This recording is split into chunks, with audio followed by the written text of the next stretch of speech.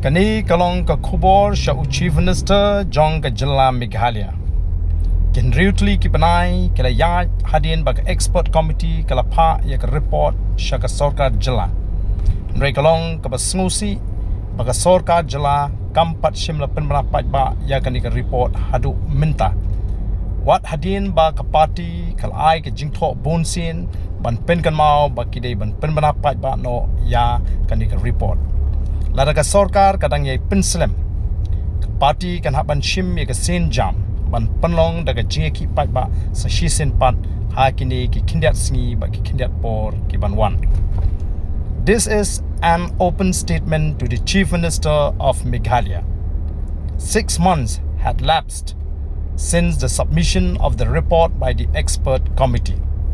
However, the state government seems not to be willing to make it public till today, despite repeated reminders from the party.